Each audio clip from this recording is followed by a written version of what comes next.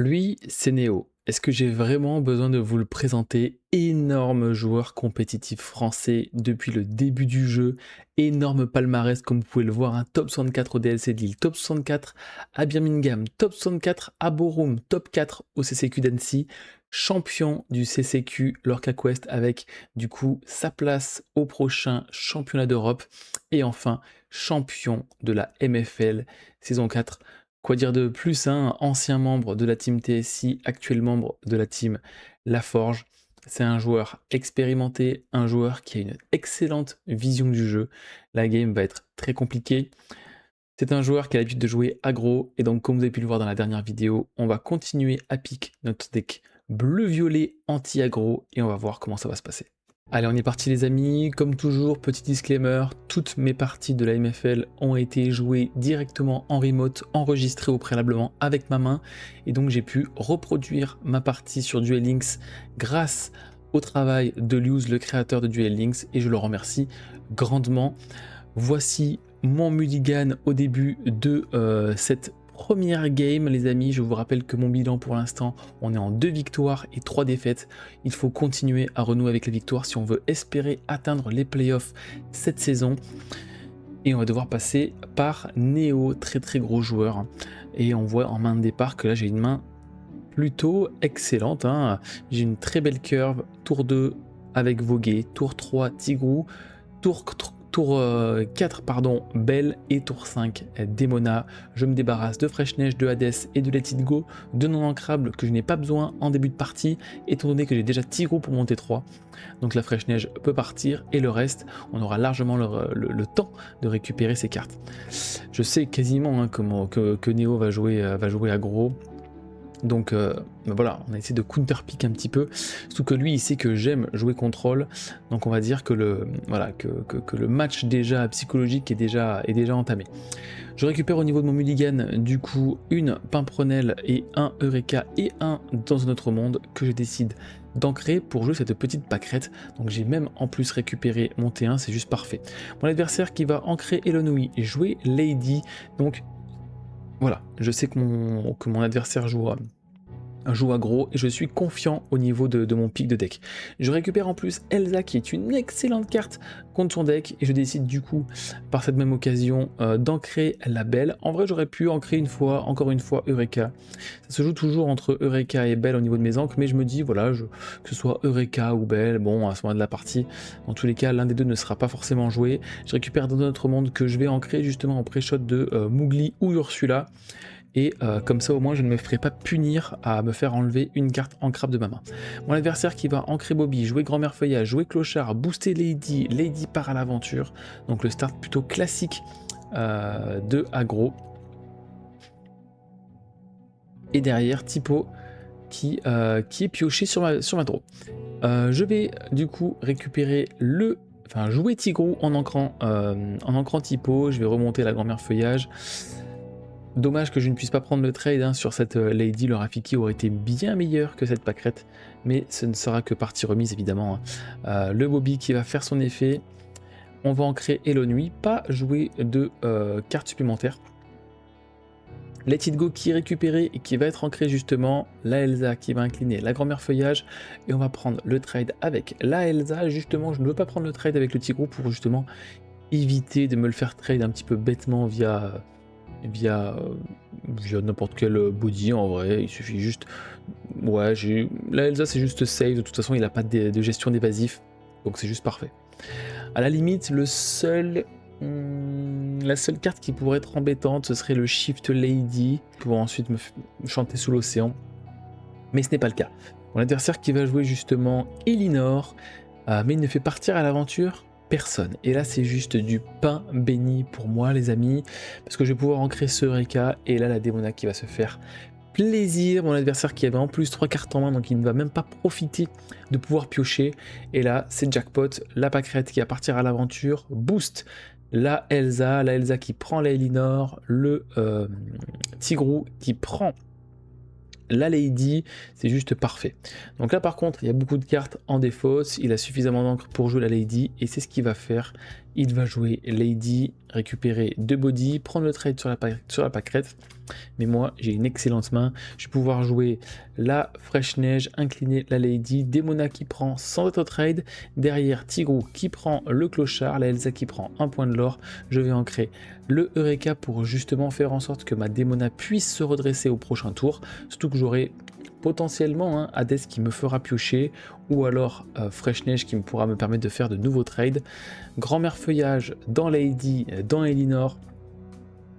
Donc là, il veut clairement faire un maximum de value en prenant des points de l'or, en pingant et en piochant, mais je ne vais pas le laisser faire. Évidemment, la Fraîche Neige qui va incliner la Elinor, je vous l'ai dit, il faut absolument gérer cette Elinor qui est le poison de ce deck.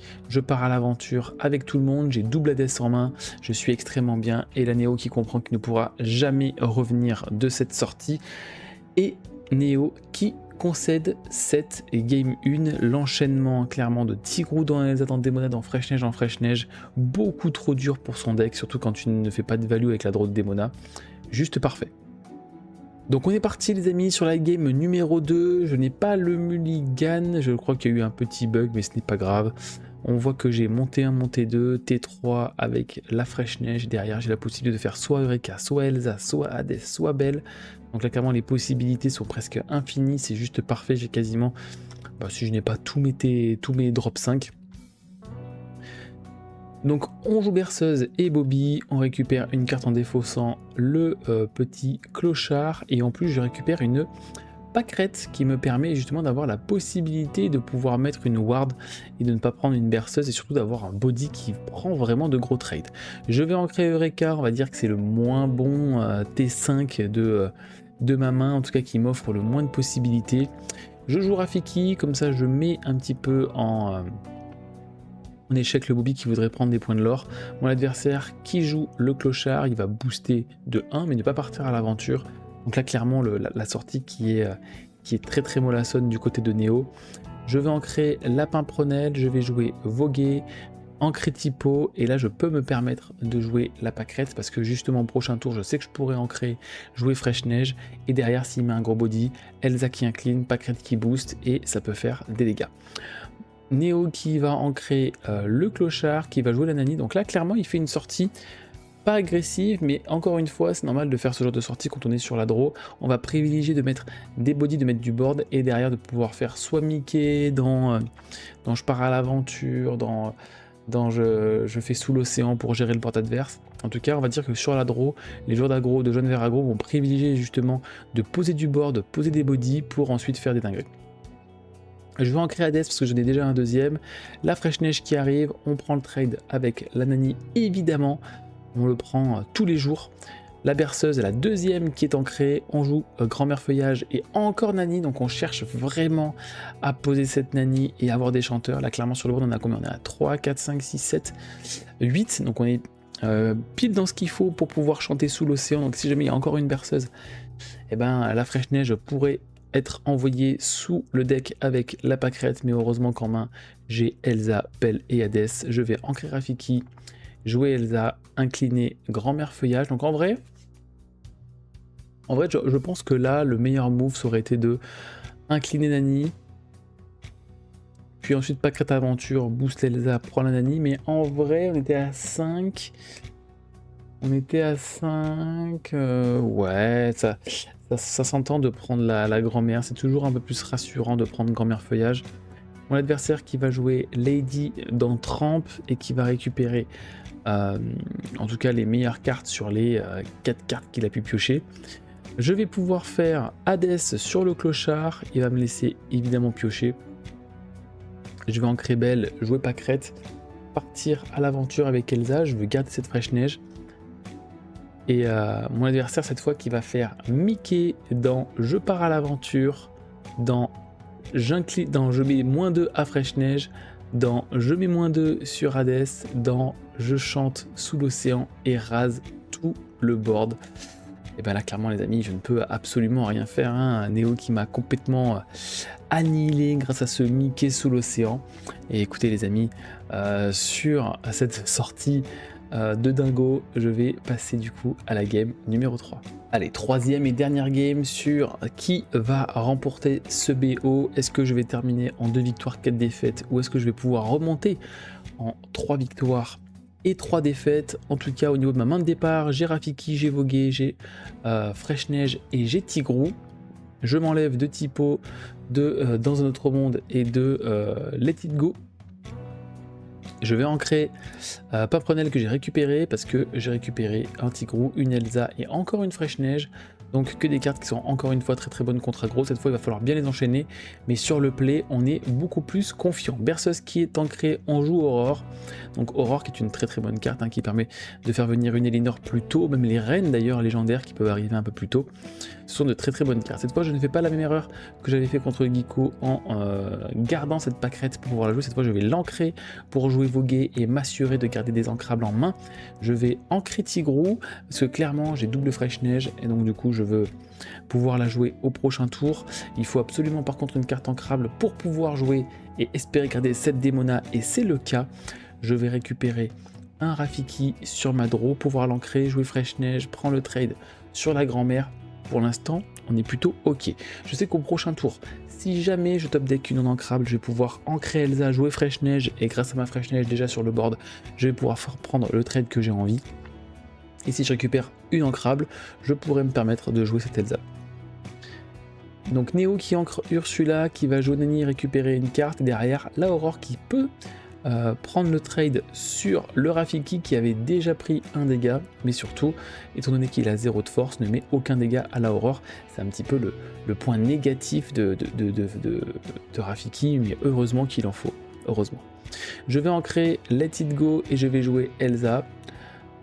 Donc là, en vrai, j'ancre Elsa parce que je veux en fait me laisser la possibilité de gérer l'entièreté du board adverse et de ne lui laisser aucune possibilité au prochain tour, l'obliger à mettre du board.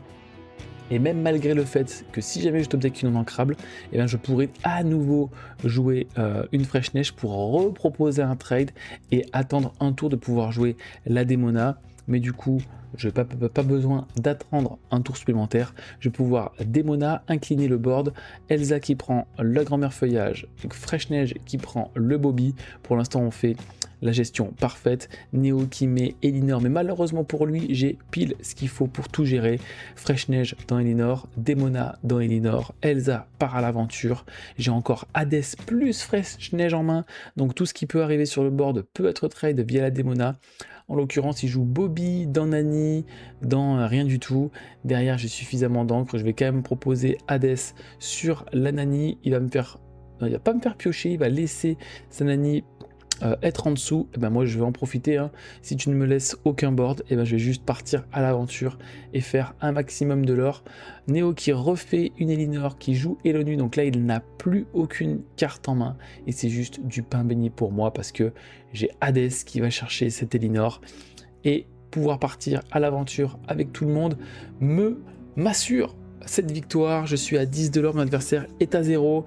Voilà, on va dire que la façon de jouer est totalement inversée. Clairement, le Blurple Teke pile contre jaune vert est juste un banger absolu contre ce deck. On renoue à nouveau avec la victoire, avec une série de 2 victoires cette fois, et on revient à 3-3. Et l'espoir pour les playoffs est toujours d'actualité. On continue les amis. Prochaine vidéo qui arrive très très vite en espérant qu'on reste sur cette même dynamique. Merci à tous d'avoir regardé. On se dit à la prochaine. Bye tout le monde.